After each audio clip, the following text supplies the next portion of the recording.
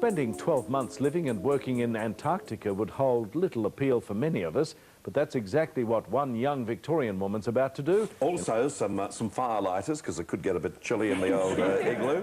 Ladies and gentlemen, could you please welcome Rachael Robertson. To be chosen by the Australian government to lead an expedition to Antarctica was a real honour.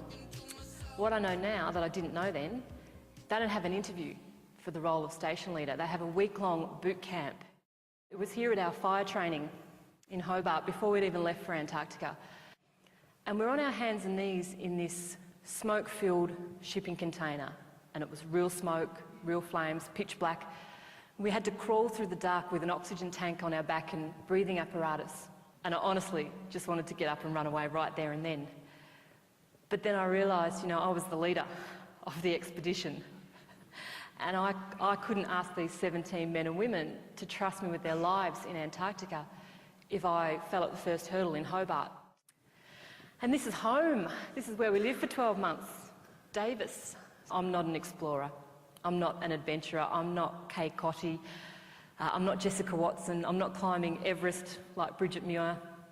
Actually, I'm more Bridget Jones than Bridget Muir. You physically can't get out of Antarctica in winter. It's impossible. One of the challenges for me as the leader was bringing together a very diverse group of people and getting them functioning as a team. We had to at least work together, because our lives depended on it. The sexual tension was so big, but so unspoken, like an elephant in the room. This is our bachelors and spinsters ball. From May till August, we can't go outside. It's pitch black. So there's nothing going on outside, so the focus becomes in here, on us. So if we don't have something to look forward to in the next week or two, we start picking on each other. So I've noticed there's a few women here this morning, so I'm going to point out for the ladies in particular. That's me in the green satin dress. That is not my green satin dress. I found it in a dress-up box down there. I just wouldn't want a single one of you walking out of here thinking, why would that woman pack a green satin dress to go to Antarctica? But it really came home to me that my behaviour was being scrutinised in a way that I hadn't even imagined, hadn't even entered my head.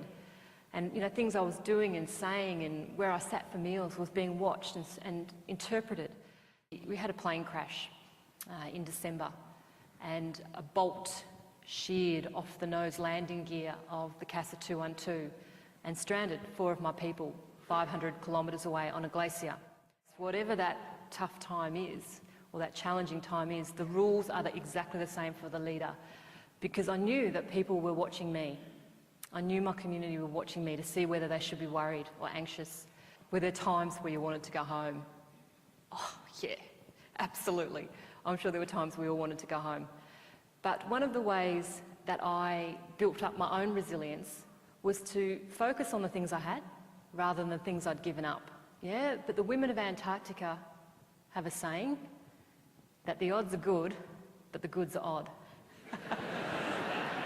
So I will leave you on that note. Thank you very much for having me, and please enjoy the rest of your conference. Thank you.